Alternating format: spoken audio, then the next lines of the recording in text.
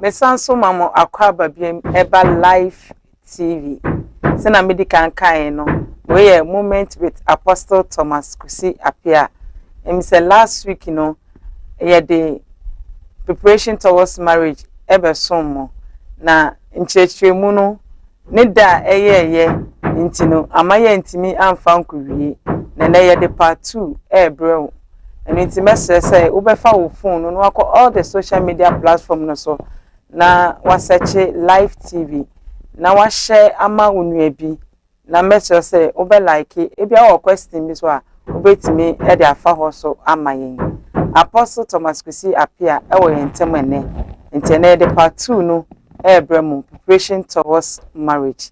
Apostle mo akwaba biem ejosu obapa with the last week yeti ensafro no o de anpopo ni enije ebae na emise nkomodie ne se na ne de esi ye de sifaye no yetiefo yinya part 2 ayepe na yeto ensafro no so o de wonimonyam aba yesi de omu ha nti mesanso ma wakwaba biem se ye fro no bye meso da wasese mato ensafro me nti eja meja na kana hye wonsa se fa room but na me fan che akese emma live TV ahwefo nyina sane host ne kai no dwumadie ye moment with Apostle Thomas Kusi appear the counselor general dwumadie botaye ene se ye boa asisi na aware ayi nhra ono so wo kwa aware obenya nimdie mu do na watumde room na waware anko ABC basa na emu obeye fe na ahyenyam ye nuonyam enti sabre wadwane ye na nyame nhra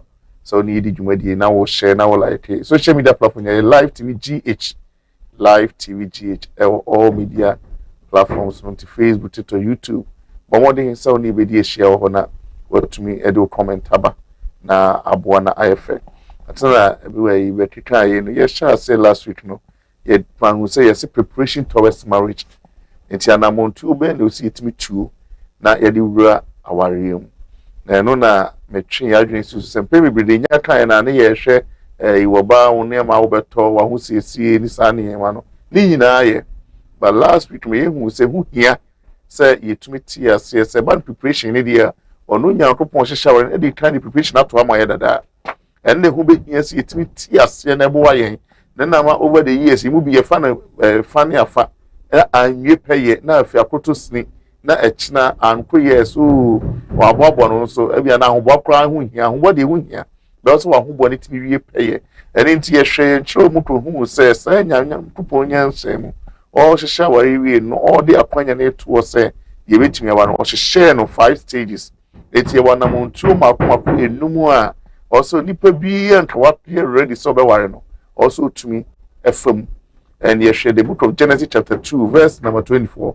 and then summarize our na mu ntuo nyina nti sabre odofo se na woni ha na wantimi anjoine ya enei message nyamre na ye ntoa so na ye kinkan the book of Genesis chapter 2 verse 24 no ye be hu se Bible chirechire mu ana ye ta kan ne sa also for this reason or try other versions of therefore we can turn Bible na hu the word therefore na se wo kire wo se wakekan se mi dada wo tuo na mu bi dada na ni nyina ne nkamfu ano ne ngina so enie it therefore and for this reason ti be hu se ade edi kan a onipa bi a wo boaboa ho ama aware also utumi ehwe and se wusa ho se do I know the purpose of marriage aware na mi bi wura nkwamini ne botaye na we nya botaye ema na me kan yihu na so se botaye ne de wo betumi anya botaye makoma 1000 e obi a obotaye kwa aware ebi de aware kwa aware because of adwuma ebi ye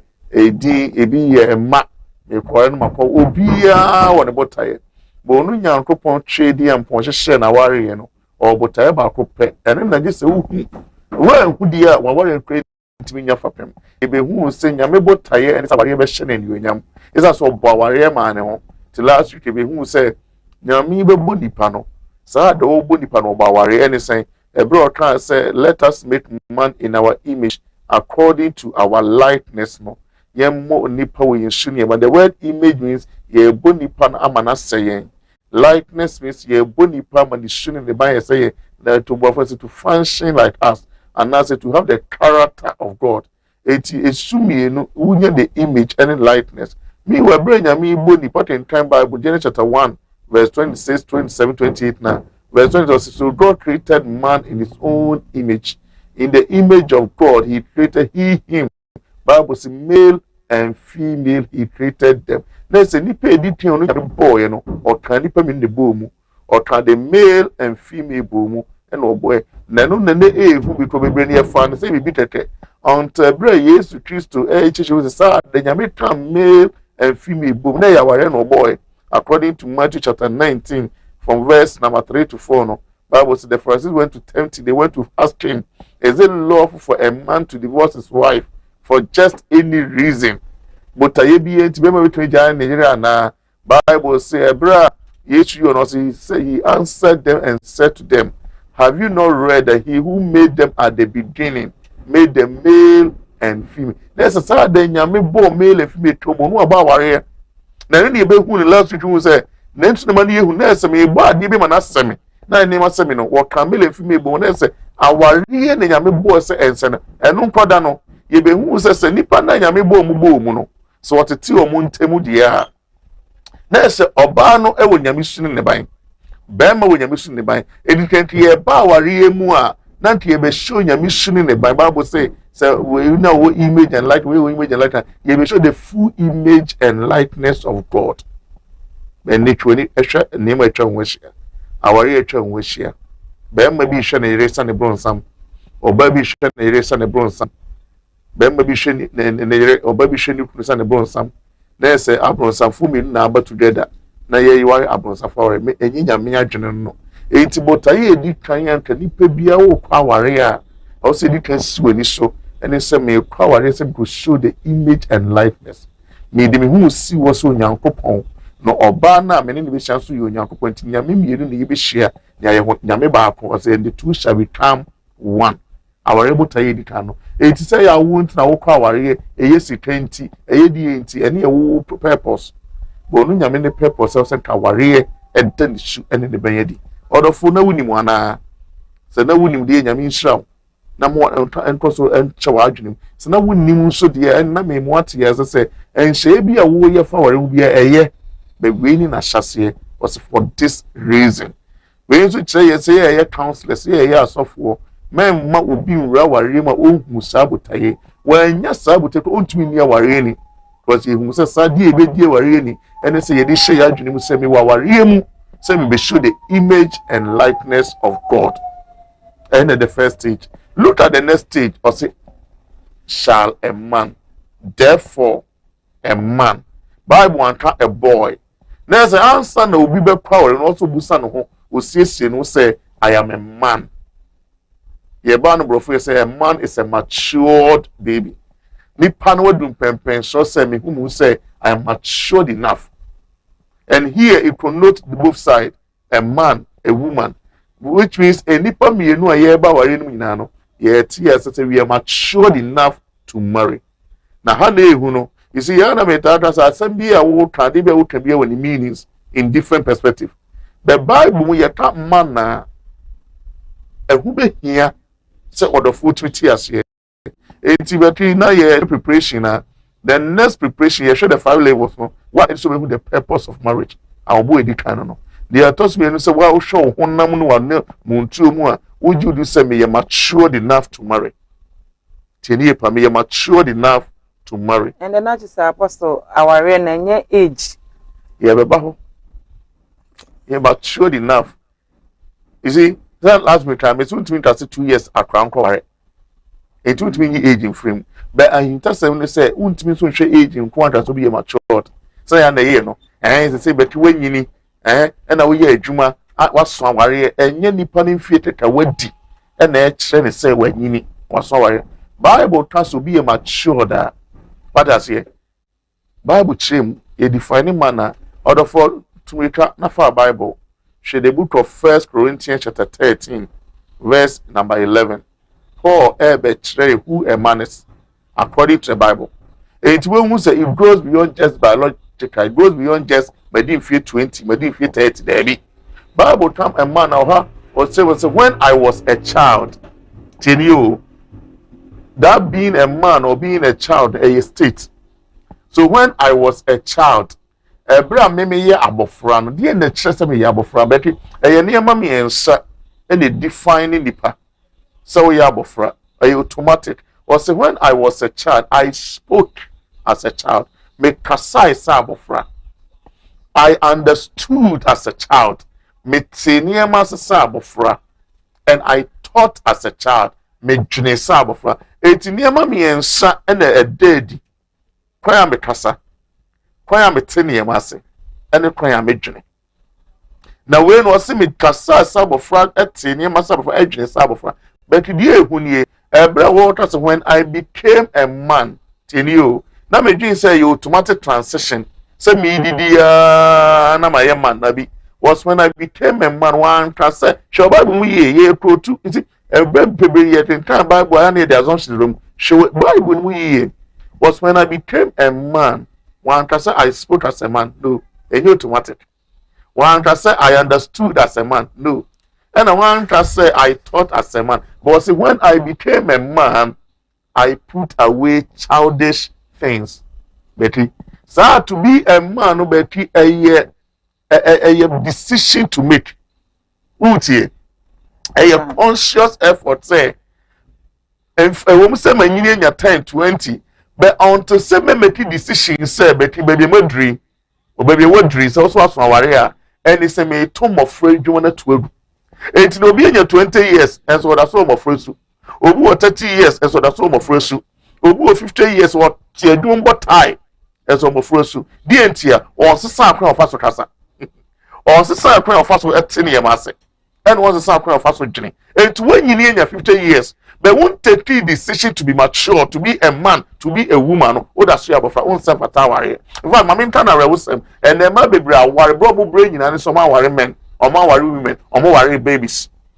Nti we na obekwa worry bum no ento kwesi bum bema pa no afre wa twefo afre no maame me yira yesi me yira yemi se anase ba abofa kwa bontine e kobro na no oba bote me bone maame maame no etu ko worry bema o ya abofa nsu ba kono no utie anasafo se ebi kra nya wo maame o obi kra fe oba ne maame. Because I dream no, for me, teacher, for me, I worry here, or bad here, problem with more, name my man, papa, no way to from a story in the penny, then more. And go for news said, well, oh, can I remember with your menu near Chin? Because I remember with the Bushan at Tetsi or Bano, and my worry. It's a barn beginning your honor, but a bunny of minions, and when you're banning my man, papa, when you worry, say, Tima, there's a spiritual transfer. Memory brain. And it's a crab who name more. Yeah, Obama no papa, a shop and it's not dying. There's a spiritual, there's authority transfer. It is a Bema warrior, Baba Yaminian Shame, who will be the head of the wife, who will be Obani tree. And in time, Yamina will share Bokrana, or Tretama was a Bema non in Ephesians chapter 5, no, was a husband, love your wife, just as Christ also loved that and gave himself. Look at the next verse, was it that he must sanctify and cleanse. It's a Bema unya wari say Timua, or ban no ho tenio, or ban ho de and ho, and in the sanctification, a word when any man papa you. It's me really suban yet, Niema nya, and any man papa you never run, when you never to a me master dear. And Nipper bring him Sadiano. And you are remember when you're mature that 1 area when you know about child that will be a. Never when you're so, and you are preparation towards marriage. The second stage, they say, check yourself. Are you mature enough to marry? Wow. One, when you first so junior was a son. When you first so casa was a son. And a when you first so tinny master was a son. So once the son in the air, you don't. It will be me as a 1,000 then with them. Who bet not to turn to ma? Over to me as fear again. But until you are mature according to the Bible, you don't qualify. But I mean, turn around with them. Our baby every nature immaturity so. Tell you say that so. When you have people who are not matured enough to marry, and then nobody to make us a wolf into me no one that when you're matured, then much because a wolf into me new DNA. No, I find it told that I will appear when you're matured. When you're here, two matured people should have what it takes. Say assemble the paneka. Etinye bufuso nyanto kwaso. Bibi na aba mani anye homame. Eti eba nsakwa in communication wise no, wo di nimdie mu na eka enya attack. Na me ye counsel na me ka che oba no say look. Oba bi wo na ni kukwa pon adwuma.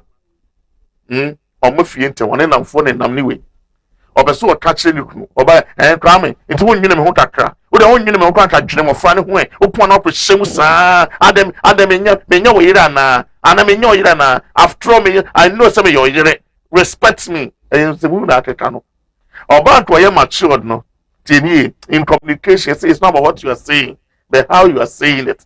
Tinta maturity should teach you say ade edi kan ya menye bi da and it said don't attack people naturally obi e ego onimu enti ebra wo attack no na wo nwene me ho na onu so odwene wo ho afro be yi ano na akwesa ade na ha me ameta no wontie tinta obo ye matured no you speak say show the person how you feel don't attack the person timira Mr. Mami Control say me wo fie na me kwam yakuna mu ana me miss you too much I feel so lonely it mess up when adwuma dey I have body brand I have no idea how I am miss you let the person know how you feel wey I am talk na emom one is that and won nwene me ho nti ana na ne nam dey na be nya film talk kunu sa where apostle me shawa me nremu ha say ever ne say obi akwaware omodo mante won kireche bi nti omukomu no na omunye matured eno muri ru aware mu je se bia bema no na aboa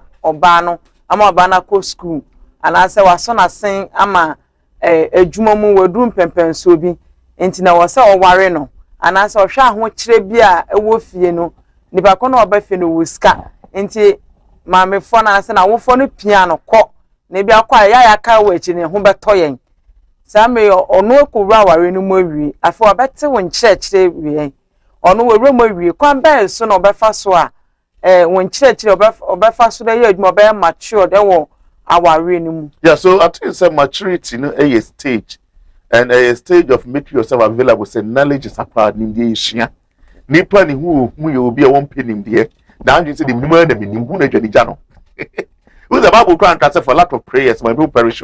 That of any problem provide the bobby pa your born and open you may move revival all night but when you one say for lack of prayers but for lack of knowledge idea who away yes so be anytime it nima ye nim bint no obi every look na kasara of one just throw if you will be ya pun will be because every day when you penuni how na kasa the pemono e won so do mu ya na no kasa basa sa wa pemo on so nya mature na tokro hunu na ware na ye den everything ya ware ya egu ani je enimi na enim die bia ye nye den to nipa de dem doesn't avail yourself say me penim die me pen say ade bia bo se struggle bia nche nim die bi ni ho but say there's adequate knowledge bi anta wuhia ade tu sa na ma enye de eni ho what does entina akwanya live TV for the akwanya ma ye no mesre say ye nyina ye hia de tina me ye kan who practical examples for it can even share it on the social media platforms na ye nyina ye nhia it's me can be say Betty the second stage the second level and it's also from your counseling Mr. ye hia de the editor say who say nipa no wo botaye and why you try to say dey na ye fa na ware no ye siesie hu say ye nyame ware keke enye ye hu ntini ye ware ni me pese ye wani ware nsie ye mienu nyam and am ko ba ti sadio be ma ti sadio yes there and na untimi nyame asem nto ntwene ntan ka wo puna twe mu kwa no ni kan ko boy dwaman because ade adwe nyame mienu ya ansa na wo be pu nyame wom ti nyame asem ta sama mum nansa mamu nye senya asofo na tebe kasa apre se nipa no wasanti ase na oni se mbe ware hye mienu nyam dia and me ntimi nya ade be nyame ya da efra ware no from my marriage no se nyame so I don't know. 18 never be a dish as a preference. Say, first stage name we are breaking. Then the second stage, you know, and it's a wood chatting who say, Nipe, you obey a matured, be a matured. That's also a man. Yes, Genesis chapter 2, verse 24 was therefore a man, and man on the action. And how much I could not move the man and the woman. Could be mother worry about when you're mature. It would be 3 elements and boy, the way you speak. Shed how our cast also about phrases here to center how about fra. So to studio he found important program away. Or no by your mommy or Kana so much no. Oh, I remember when you're mature, the Nipum can move trouble. When you must say, obey my bonty, hey, woman will hope someone on fair obey trouble. Why you have to be immature? And somebody the person will cannot want to more. Who say, is it right? The environment. People are mature, chilling as why I did. Don't worry, man, or about when you're mature. People go, hey, oh, boy, they were bonty. What does it? All the day, Wabonte. A 2 hour about when you're mature, be a better one. Bema when you're mature, be a better one. As some come out and then what yet him will be sending them so in the muta or more them winner. When you're mature, the way or Tassa, At the first day, was when I was a child, I spoke as a child, and then maybe as a some of her, and maybe as a some of her. Brian, or even in new, and to the four be a winner, a married in Yamanisika, Yabendru. But the first stage is say you need to be matured. How matured are you? Obana person worry no how matured is she? Now, what does it? Obi on my wishiana, ne ye, ne bibia chese or matured. Then so our running baby nothing no maybe assassin. Ebini say. Ebini say, Bema be one ma, if you am bear any baby no. Or say, Mindia Diana de Acheso. And so make a Biana more penetration no crampo, they did 3 days crowdy. Then so now worry about Mindia Diana de Acheso.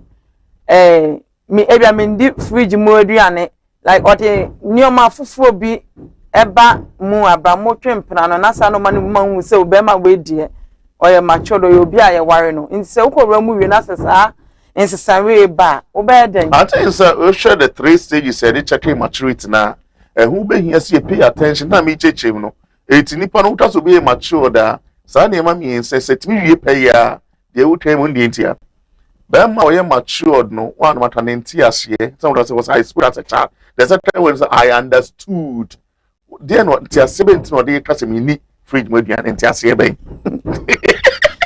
enti ase be wakotie nchechire bi say di fridge mo aduane a enye ade then ebeba the third one or say I thought as a child na adwene ni say say abofra bia ye selfish uso batentim so no onidi yo be no odwene ne ma no medio ba abofra je aduane on found say ma media ne ma menidi enti adwene de ne tim when o ta so bi twene sa abofra that's na adwene to self centered.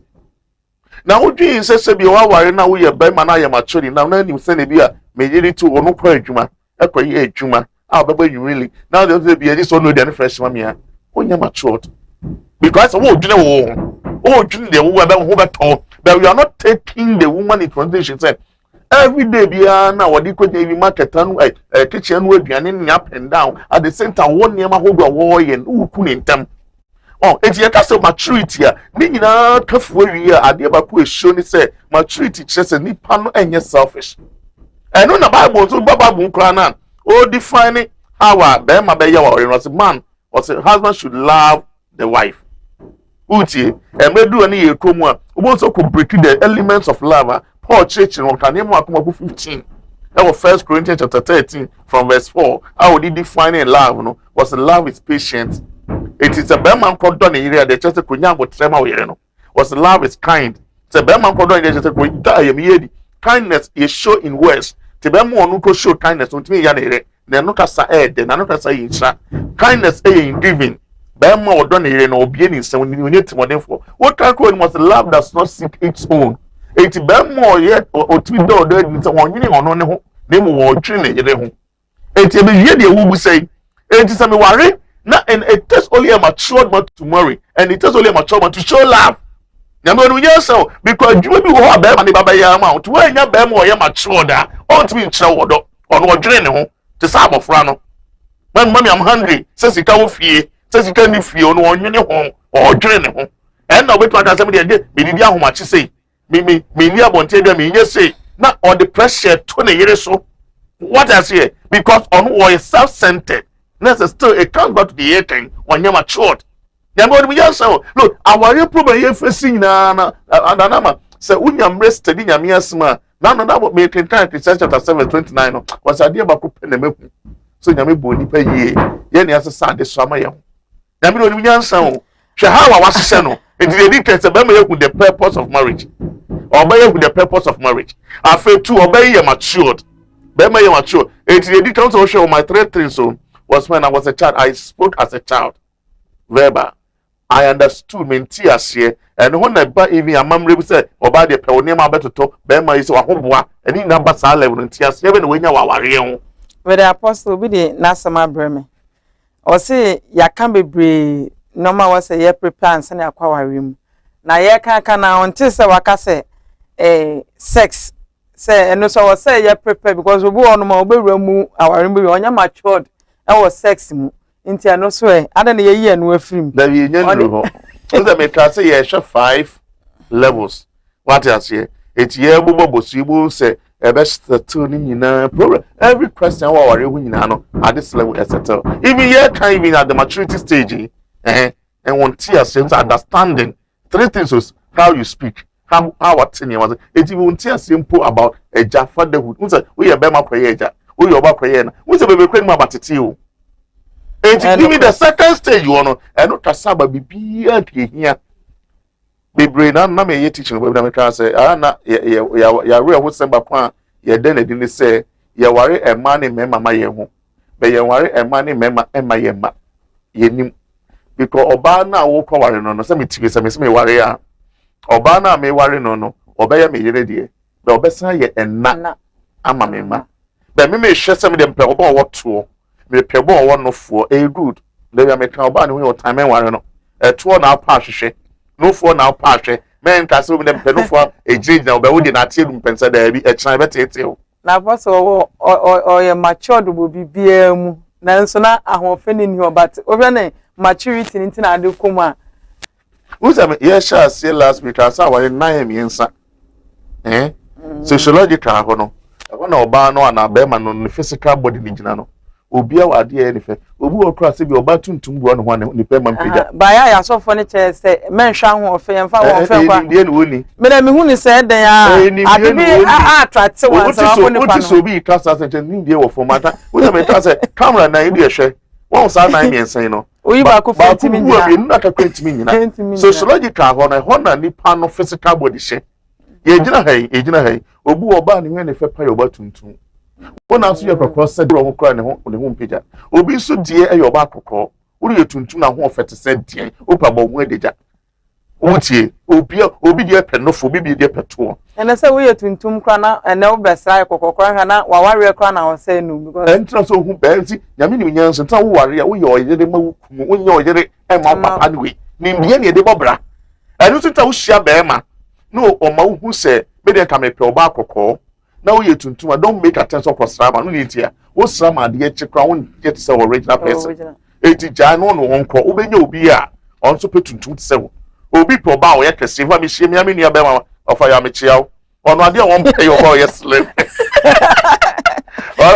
o pe bolobo enti wo tu enta nim de no bro oba mi si obolobo wa kwahia bent so pe slim no wa foso no a so be slim da wo be ku ho o se ofa ya o se ya o po babolobo o bia wo de ope what I say it was siesie ohun o be hia de ono so because as long as o person san homa obi no you cannot become the original o person yes slim I won o timi nya obi unya ti so obi o naturally slim what we your mouth to show hey we the slim fa nya no nya san o the sa oba na so yes slim no to bia woni mu aso sa oba na so yes slim aso ni ho ofe no me ni ofaya hu na Ompe. What I say? But obi so huna na ne ho ye dey. Ya mi nim nyansa. Etina me kan be say ade na wo pen me yin frim e part of it. But enu kwa ntimi nya ware ma wo. What I say? So beyond the beyond no for no. There are other things say wo mu also timi ye dey share. Ti bebre ware to no for. Wo so san oba no na adwini hie da bia to kwankwa na meko. Edi to no ho is sign no for no is sign. Be ware ni be. Eno ko so timu say oba no kra owo a nsan betimi aba. Enu po to the another issue. Ena ne ka say ntiase no. Onse nipa ne ntiase nwie pe ya. Ebi ba manim saa. Akwa no yosofo. O ma na yiri won ne bi hia wo no na wo hie perfect pa. Be sia wo ye ne. Nse ni nim de wo fom. Wa nye ni de kra so timu oba bi ko ya ni CSA. Obe wie kra nanima ye enta ye kan how tin ye ma ase onyame no anti sa niema 3 element we nipa how o kasa how o ti eniema ase how a wodwene e very important it one measure sa niema me ensen na no obi kasa ba ma ye ni hye no o ne ho ofe obo ne ho bra na o ne kasa o na e ba no amofra tete ya o so obi de me fie de me papa wo amoye de otum de me bakra de emu no maybe also be free be you just train up a child in a way you just spare the rod and spoil the child it shall do na me trust be be you ma ye ho ne ware ma ye ma no oni be ma na dwene enhia wo mo fantete ye ho a mo be kum ma oni de ntia ena ma bebre kura ma efili se papa ne mpemase ma me ne mpemase because abofo na ye ade a wo tia no no na ma na be gina wo e de mo meka ho e de ye mi se ye Usu feel say no niam free ye to when your oba or no nyina adwene sia e wo mofra tete ye ho a mo be ware mo ne timu mienu ho de be de menta mofra be bamu no na ware na sate igu and then what does here entina say obi one ne mate na so obi betena na nchen a otete obi ba no no wajai on what does it so very important into our na ye komu no deeper than ye hu no e ka no oba ne kwa ka mu ni problem enti busansa oba yi be titu ni ho ofe pa be na adwene ma adwene po hia kwan ne nti ase ne san ne nti ase ne nti ase wie peye e wo mo fantete ye ho ebi wo sikasem be ma edwuma wo ye be titu ye edwuma nyina busansa be ti sana wo de accounts mu was ne ni hwie na wo ni sa oba yi ko bobra na ne edwuma wo ye ontimi nkipu sika na wo be ware ni wie na wo nko sika na ade be hwe a person ne se bibi to te ne na no banks ye yi nkofo adi a na fi wo ba fie na bi kakra edwuma sema ye basaka obai wo hia no abobra nya 30 something years on say wu ye afa na obesua semi wa nya nimdie enhu ha betoto ne mo ma na bra bo na be se bi afa bibi afi wo sema ma na afi nkwa ne ti fi ko no ba no mo bra bia na adwene osika se we obi kwa adwene se be ma twanu be ye na be ye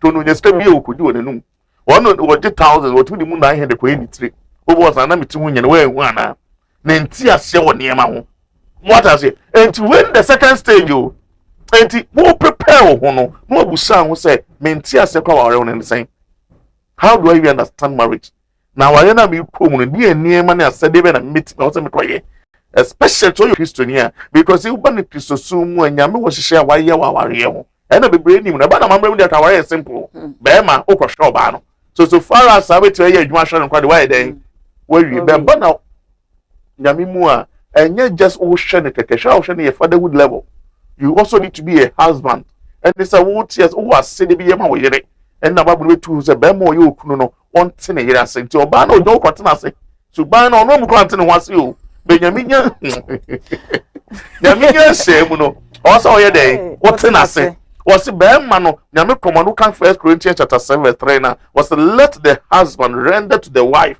the affection due her there's obana thing kan yina to emotional connection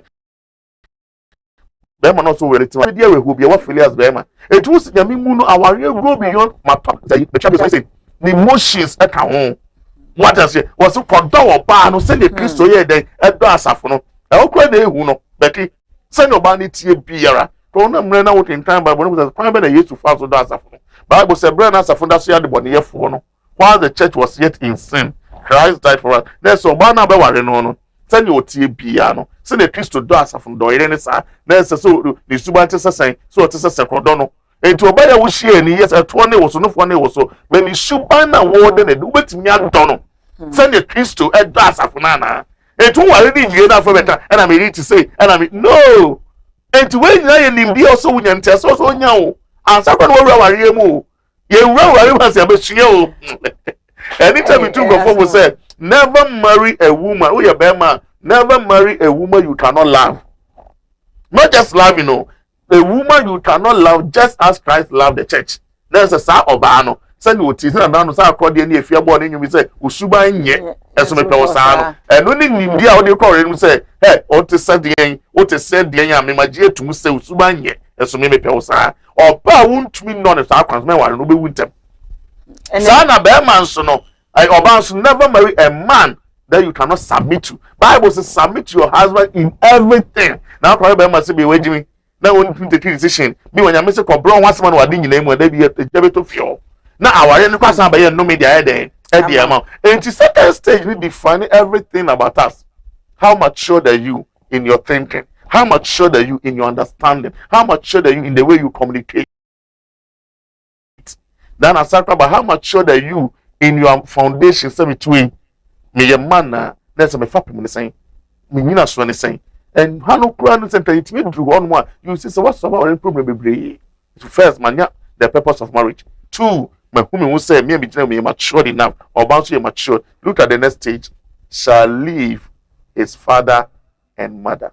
And then Apostle Meshanka Yaya Christopher the mechanism you call sorry I was say I suffer for no munya mre no mo de fa sa entity mu from Sunday school kodru yempa and then because and I share say ye be ware be wie ansana ye ko maku a omode santete na man and na I too late mistake say ye ntamta se bebre ndwe nse just wanyini aso akwa maka bi o unyini aso akwa ware okra ne wo ne no we candidate for marriage and yet tini pa ma ware yet titi obama ware titi be ma ware enti we ni dia o say free na kura so for wo hwe me momode na fa kan wo curriculum no yet titi o mo ni fa show madwunim you must be a wife you must be a husband ni nyina na Bible na define ni nyina and ye kuma be break ni ma down etu nya ni die na afi betete abofra no wo nyi no wa build na adwene obenyini no I fully equipped what I say but ye dey atwen amani 25 years yes but say when nyini o na wo be kwa be ware so no emotions are pager ebute ni kwa ni be ma na sate da mo penetra ware say be account 3 months so na wedwa is account no point no 3 months what I say in 3 months no account 3 months what way na wedwa 6 months try enough you see some person take counsel and say even 6 months is not enough because they must say central ye shall and tell so who fit in temple so anyway near there but ye shall and them and you look at the test if a test stage na sort of for tieni pa because test stage also na be brain na ye new near feel ye can shall leave his father and mother and not but you are trying to say physical movement may say subio anytime you're reading the Bible check it from 3 dimensions. Yes, physical movement, but there's also a spiritual movement. There's also a psychological movement. So if you are a man, then the next thing that you need to leave your father and your mother. You can't the spiritual level now. Nipa be frebushim. Adi a quantity of blood, and blood is more spiritual than physical. I don't go Today we have family partners, family altars, no. But you be a worship me be a mess. Oh, your bash show my side. And ye me toto mama no ti enye ye bia na toto nchakre va na me yes atichi we dia o hosme ye corporate was sofo afin Matias ye me mamu di kan wo mienu aso ware mi sapenyi wo mienu aso ware se ma wo mienu say yes pattern oba bia show mama side and it is also you mature that don't even think of marriage until you reflect meaning say apam bi e da buhie ne so ade bi akuti a me mama me jam na so twem untwem unso aware and e kwa ware we rakoko atiara na egu aware in fact just at in last some few months ago lady back from US so for me aware dey only plan aware after years no be ma na fifie ma oba na atra wo nyantete o dey want to be aware o to frɛ buhie a whole lot me so frɛ me na mama videos I want to check certain foundations to be person with temperament the spiritual ways in the manima. Now, my man, one video, my friend, building a spiritual foundation for marriage. I feel a share your by eating from one or come more than 10 times. Now, see, I also from you didn't make the grow. That also for you say, me, papa, or worry, you know, after a period, no, giant, why now, but will free feet and me fear, any man be in a cowboy as over. Me, that also worrying or free feeling, maybe not program saying, who could the mammy look over. And what was over Warino? And ya pama da ho. It's normal women in our say you are not ready for marriage until you've gone through this process. And your sister when you na be the amount. And it's a time where that does you mean. Bible you transfer here wo. It's of one channel no Bible they are translating to in different way, you know. You can read it. I was when him say as a first episode make I say ya na nanom mo ko hwe na nyamesum ni ho de na so no ma ware na che un say no omo so mo hwe sa no ma wo say omo ko eche yare ewa busu of course and so ba na enye biom yes but uto twumuta nipa bia wo honhom adi na chie because fra abusuam bia honhom e control efi bo kwa me wo ware because ya bosuma ware wo mo eti ware so ba na wo niema nyina be say because ye ko sha be ma na ye di kan aware de dansa na ye di be fie say ya eti ne ya ware na ni gie ni ware ye bre no because nyame di nimde bia to ye di agro. There's a spiritual foundation what you must live it. So living your father, see the word father here means authority. Enti adia na ke control no duty free as here. Enti that physically no o sha papa. Na say what's spiritually they control papa no duty free as here. That adwene say in terms of say papa na control them two and I said or child obey no. Now we are mature enough so you can take your own decision. And you tell share bear more no want me in taking decision. On went to no baby offend mommy, offend papa on your mature live here. Answer about the physical living. So now me under the shelter of my parents. Yeah, so Then my papa and share me. Now I can take care of myself and take care of my wife and children. What I say? And the living here 3 levels. There's a spiritual living, there's a psychological living, and there's a sociological living. with the apostle Makai Masimbi, Makai say last year was the last 2 years. Near call a program. I think it's Assemblies of God. Adaka, na me invite you be. The balcony can say me the counselors for the Chinese and much about my warrior achieve. No man sadentia. Or some chem say many way. It is a person me warrant them the I just have a trim home kakra. Yeah. No, you see, idea about Kwan Nipantia saying it says it's not about how fast you marry, but how strong and how sustained the marriage will be. Baby, I worry in time and never will be worried for 3 months will be 1 month will just or pay didn't get some worry. No. Santaba call worry important to me in the baby and because it's a spiritual attack on you to even do that. Because Nyame say I hate divorce. It means we worry mkwaya ade nyame and hands na baby ya na sa so for kwejai. Men you see the standard e mark for so for nyame bu na ten. It's no fast of what. Na apostle meka say musician back because say nyankopon na si unjai aware. You see idea about one mete sa asem no mete ya na me se we minim nyame kro wo kan because nyankopon no nya confused one and na tu nyame on contradicting the one that. Na maka in the Bible idea nyame di shame I even do a separation. If there's a problem, men try worry mo bi mo nku. As I have kan nku bi a suicide mission. Send me to work worry na be me bro na woto na wu a have kan nku bi. Why? Because whenever there's a problem with marriage na yare na abamu no, you need to ensure say obey den obepe obi obeboa. What I say? I say yare onipa wo yare no call hospital. What I say? Now you're doing nipa na to ni antete ni ahwe no that kind of thing. Sa na ware tie. Eti aware bi bro bi use no. Said there's a problem with the marriage. There's a problem. What time we have a crown then could be. But men can say your message and you're confused and one and your own contract on assembly because I didn't microphone say you can't come on and never been sending different yamio. According to John chapter 5 verse 77, I say Yamino on one and ask 7 on one and a home. It's no trust in Yankopon upon one and ask 7. And God is so different for his word. That's what I say. It's best so I baby you can't say Yamiano. That's why I don't worry. We'll be short in Yamisi Mewaro. Johnny just any panel. Mekobia kabia che. Oh, Johnny just I miss over where be a friend Rebecca. And now Rebecca contrast the member on pie. I want you know. Yeah, for this. Or be a better Yankopon say we may and send them on Yamisu, Yamakwani main castle in India. Who in India? God will never, God can direct your path. Say in any way, but we don't push no one will push you be or directing your path, but he doesn't choose a husband or wife for anybody. That's when the warriors near war in friend Rebecca. And I mean pain. Although where we are jail. No, we are. That's asking Yamin we didn't trust it. Yamin no they hide behind some of these things.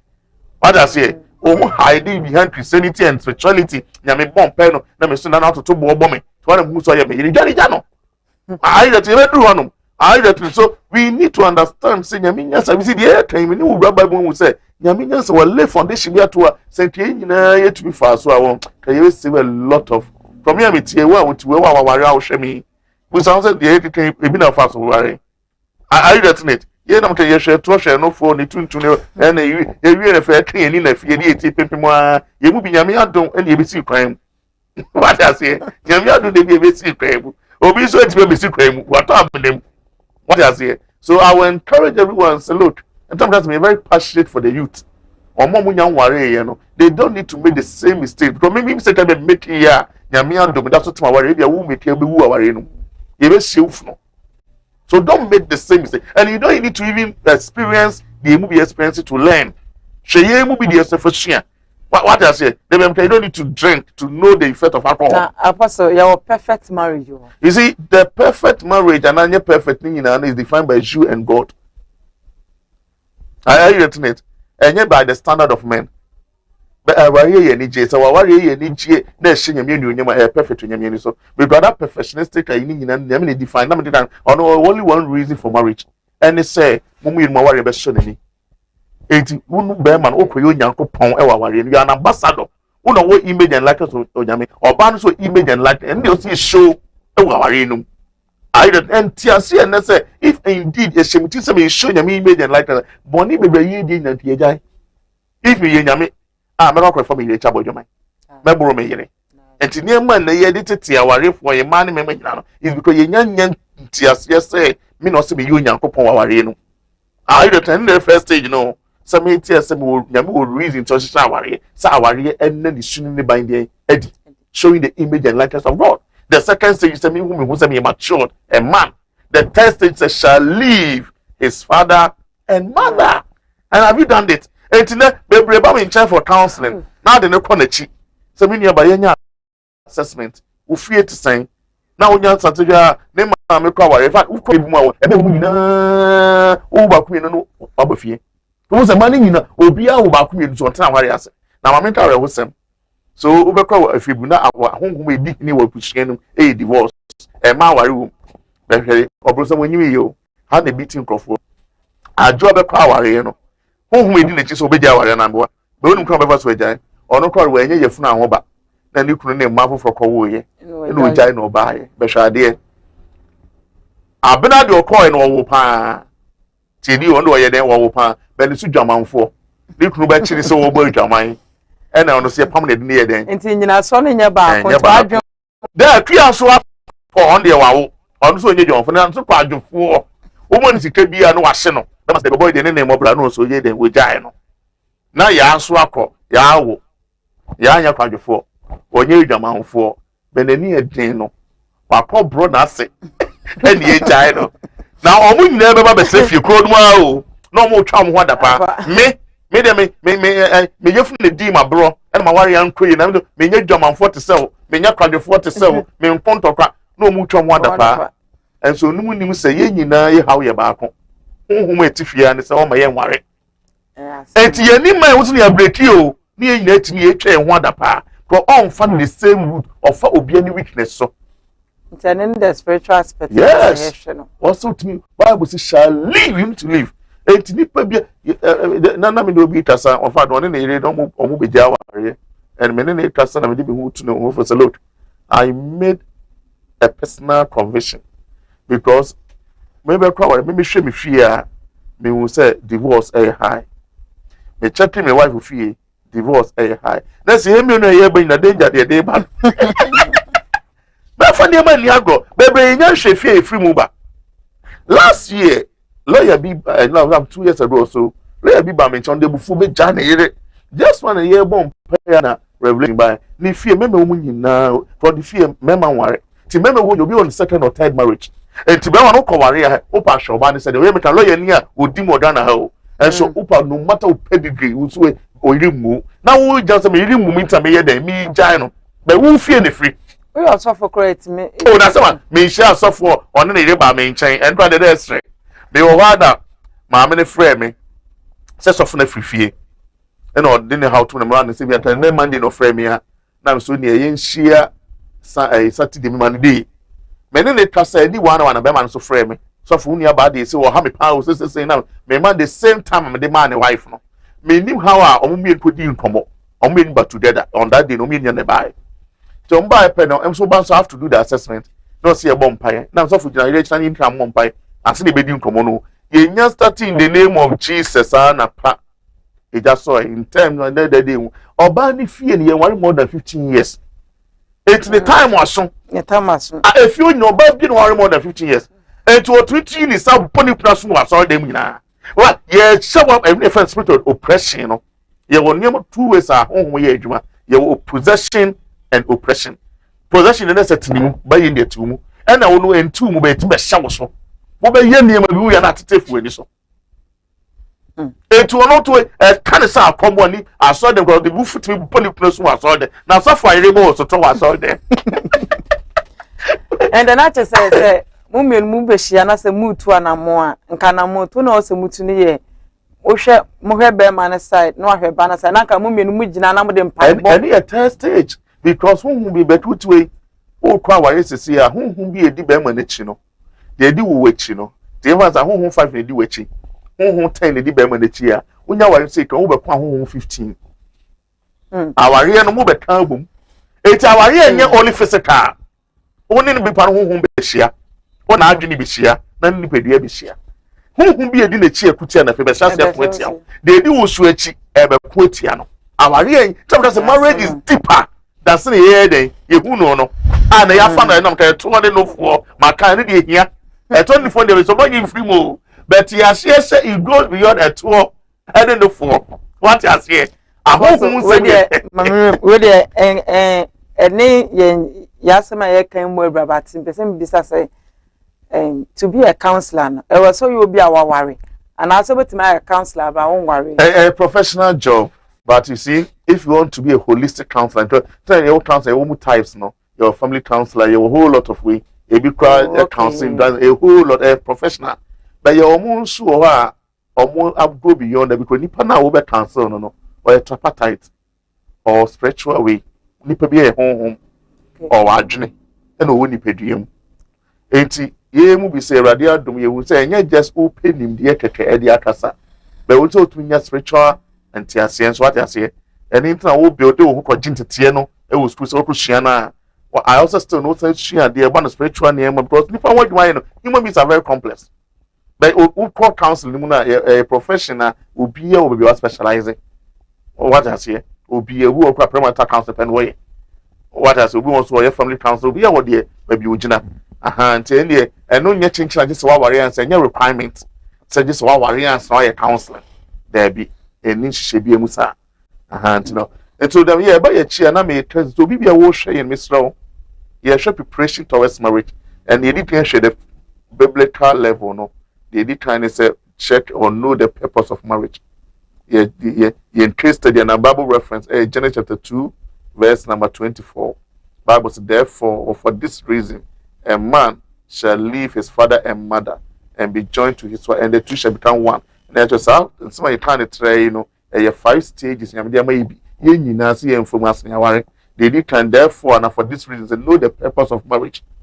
The second stage is a man. So see yourself say you are a mature person, physically, spiritually. Be mature. And the Bible say, never me and son, be defined the way you speak, the way you think, and the way you understand things. Sound foundation. Then the third stage was shall leave his father and mother. It was also have you left your father and your mother. Oh, your banner will show me have you left it because they control woman. No, won't mean break you out of it. You are not qualified for marriage. Oba warrior mo ababa ya de show ma wukumu na make him prefer when you worry room. To be man the obo modern sent one mean money beje but obe ya ma wo be better than talk. Because spiritually no, there's an attack on the marriage. Till oba be born home modern, be ma be born home modern, but still ni GM ma warrior no. Because spiritually no nema nya den entwa wala na wura mu na den just so na maka ifi bo ye worry room. Yan worry room. Etu ba bre ye bi kwetu to ya rain na de ma. Na I could be a year, a better year called Apostle Francis Amakwata, sorry, not 2 prayers, a bit to you. So, for or no worry about not a radical tune, so we say I saw that. Obana Bushia for prayer meeting said, Papa ni Peja or Mobani Peja, to see a toy rema or bano. Papa is going to be so that Mamina or no Papa no show Mamina ever town also, or probably found good job, Mamin. How are you? It's been getting that's how I am saying about him. That you won't make dinner, if you never shame a control. No, you won't make the bemanity. But if you are who are remember when you be out by a for back, and another 10 and I'm quite checking if you say yes. And 2 days so much, and hear me face say, yeah, oh, my way there back by a for. What you would time back by a for. Our year go beyond sending away day. No. So shall live no there. It's what I live in the detail spiritual living. Second, your psychological living. Are you mature enough to take your own decisions? Now, my say your mommy's daughter, mommy's son. Now, be a mommy. But we can't need a bomb for more taking decision. And the other chance, so you be you. You know, in the mammy and papa can say, and I just say, when you're mature to marry, you've not left. What I say? Then the third one, and then the physical living, to one, but you call it now. Town for worrying for you, but I'm not papa fee. When you're ready, we'll be a show. What I say, It's that's the third. Radio they say Ashami yensa. Me say me woman ke be the fourth one na. E ho no na access one and be joined to his wife. Yeah, no, I be every. Na me be so question we are not the or last words etwato anai. Apostle obi hwe yen. O say ene nsema odi afamu no. Ono wan hwe be ya diama no. Ana say o hwe aware ane maame ewo mu ana ne papa efamu aware mu a ana say ni nua bi ko mu aware so de ne compound do say obeware. Na yasofo no bebre omoka ebi omoka say enye obi a na ebo no ba wiase say omeware. Ende minim say no kra na say nya no kra.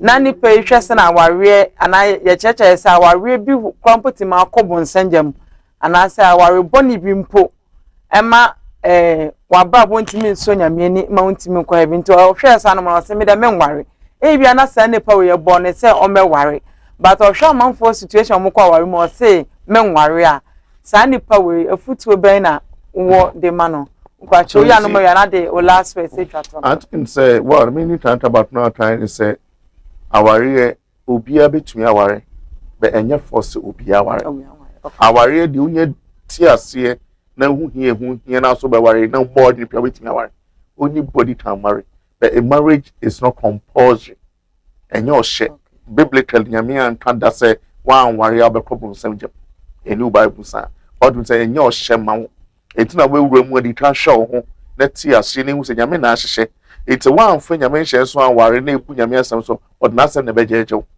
da bia meka wo do amamre na aware ni problem but nyame de nu asem na bejejew tibusan se nyame ibu atan a o nyina so anything etina no ne ba bi dem ne mu me twa be so say man show be asafa so asafa wo ba ni pankase asetena mu a and so another stage is nyame de man no James chapter 1 verse 28 the first nyame ye ni say wo share because Bible twan James chapter 1 was and God bless them ade edi nyame ye ni paso wo share nipa na ye share no de man we needed to demonstrate it.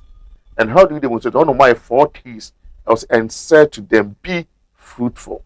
It will first stage of life. And so you must be fruitful. Fruitfulness is and discover yourself. Tibekia uti any time. Your drift. Or chedi yamedi and I tell you what the for a reason, but I bet to the mouth to another who purpose, who potentials. What I say? Now I'm your uniqueness. Because bibia wo na betumi aya obi ntumi nye it that's the first stage of life nipa onya hu sa na no nya shababasi o every human being you must identify yourself you must be fruitful that's the first stage a hope na hu anu ansa it nipa hu purpose hu sa ni na you don't move to the next stage and multiply how na we breaking time about the entry can Bible say be fruitful multiply so that it will not answer your aware ni award there be even at the multiplication stage there are 3 levels. Utie multiply say nipa discover who adom de nyame de amawa then impact others nipa bia me mabrabo ye nshira man me wo say nipa it nim dia me won tiase me wo no an na me chichi no de wo hia obeshomu no ma wo say nipa no I'm multiplying myself in the person and yet just biological ye Bible to teach Bible no fan sa mon nore mon sha it will be just to pam won po no odwene ho or probably now so bet my hem of fan so ne da na say and I'm chem class say you the biological okwana and not ye nyina ya feel because the word multiply means reproduce your kind so say me two me ye edwan a o say me wo odwan me ya ponche a o say me wo ponche na say me ye nyame ba ha me nhwe say me mama wo ye nyame ma so for so buy your confo buy we smoker na say wa multiply you what's up tate oh it's even the physical okwana ya feel and the can will be a keke de nyampa will be a keke David nyampa pompa wo tantan be a keke or say multiply me reproduce your kind but my daughter say enti yesu ba asase no yade obedi fie o asase so Christ said was he fruitful yes ohun ne boten to the ba asase so did he multiply yes enti on no ho share suafo mu and yesu wudie be wa Christopher bebre fill the earth yes two of the was subdue ni na ofam yet yesu anwo biologically ba kokora enti na ye fam say yesu mba what I say and so no obi a na anwo it's a working can ba branka wo ti ase de wo ya dan ne mani a obi adwen say ma anwo dia men can bra but no adu nya me de ma no awo de nya only biological adan nya me bi mu say eh ne summit me wo kra ba 10 million what we say also me be me who say me pe be my brother ye nsam me ye den me wo omo. You need to give birth to many children, not biological and to be two and tell you, yeah, and say, maintain no bad now way. That be, oh, be able to me, and that should be something. You don't say it to me, but then it comes and say, so when you discover yourself that fruitfulness now, then the second say multiply. One woman saying, dear Yamidia to fire Shama for, and 1 hour across the Bumuno. And to be the coming to say, warrior, you don't worry, but ask yourself, my home. I must so a Christmas, my brother will be trying some will be Anna. It's my brother will be trying some will be then you're qualified to marry. And can't talk about a trust Bible. Yami, you when was saying, and God said, let us make it's not good that the man should be a low. I will make him a helper. Who call you of what form will be? So will be the weakness. It's if you're not fully equipped, how can you be a helper to somebody? Our foundation, I don't know. And our year and you'll be a one and wash so. The Bama be a wound to me and one and I'm one in your camp. Oko boni pan home. Oh, one one name. If you are not at that stage, you don't qualify. If you are at that stage, you are qualified. But say marriage is a woman decision. And show be there. It may show be there that's obedient create medium create yenyepe. Apostle Mr. Last verse. You know me for tsunami that's a year preparation towards marriage. Our live TV so moment with Apostle Thomas Kusi appear the Counselor General. In fact, na live TV adwuma phone ni penyifo ase so mama ya kwanya ya ne mu atwetwe nkomoi also obetima a part of the program joining a ministry and your ministry anya sa sorry say we na mu ye nyina ya just share nyakom se pese boa na ware ye fair ware ye nhira so you can be part of it tie ye na wo shemu obi na wo support in any way that you can and pabo de teach ni nyina kwan bi ya be fa so support no ye be sum na obetumi so join me and obetumi afre me go social media platform you know so Facebook, Twitter, YouTube, and the number is 0249 450772 0249 450772. Number in the message na WhatsApp me. Could be a friend na of course maybe we program of course not Dawson. Now we need to refer back. The WhatsApp they meet me respond them anytime. It's bomb so in town. Sorry so I wish so for Marco you never just see any within town. You never just about best ramo. It will be so inviting and part to stuff ever. Why? You beba no be so full and never see where to any sit instrument she sit so wo dey frɛ ye beba ye botan se bebo ma ware ye nhira eti bomodin na de akonya no answer beba ntem na end clash with another program when about programs no doso e two person invite na no say e be two na sorry ba come up 5 or mo nyina program about the same day the same time e be frikofuru de e be free aka e be free shaman na ni nyina be clash ye e ba nsa na first and first serve and no found say was on this one sha esansa ware bia hu hient no do di kan to the band tema na aboa yen na yetimi dia to calendar so na emene so yetimi ababa ebi so ya de we na me trans American Pen Cross International Worship Center me san wa Elmina omu na de baba 2 months or 3 months ago enti no da calendar so anu emene so an ye be kwenti mesre se ba bia wo bia to safre ye be ba ne no aba bi di nketa ho na dwuma so de ye no wa na ye enti bredi tu bia na atnase na ye bredi na ye hwe moment with Apostle Thomas Kusi appear the Counselor General. That's an best share with you. Abusia, medo bibiase, mo hwe yen free echichine benche nyina. Mutie yen, Nyankopon nsha bibia. Megidi ye pa sene, wesua bibi, sanso na menso, mesua bibi. Mesro say, ubeko all the social media platform ne so nyina, no wa subscribe to your channel no, Live TV. Sene beya abribia dwumadi ebedi bia ewe station ha no wonya nkaye ewo phone so isan say station ha no say eba no relationship mu a yedi mu akotene pa eba no leadership mu a yedi mu akotene pa ewa ha no say meso say obehye amobi na wonua no so enya nimdia ye hye wa ha no say ono so ne nsa akabi na me fa akonya we so eda obibia ase madofo mu nyina ase mo amehye mamo a modi ahopepre na ahokeka ekohwe Nyankopon nhia mu nyina afenso so ya boafo mo so ya sene ema dwumadie na wotwe bia ye de beso mahwefo no Nyankopon nhia mo Apostle Thomas Kusi apia in the Counselor General Nyankopon nhia pa say ode wa brabo ato ho amayen say ode be kyerɛkyerɛ yen amayen so yenya awarepa ama eniche aba ya ware mu Nyankopon nhia pa da sene ye behia me di dwumadi ho chia me ya fa me nanama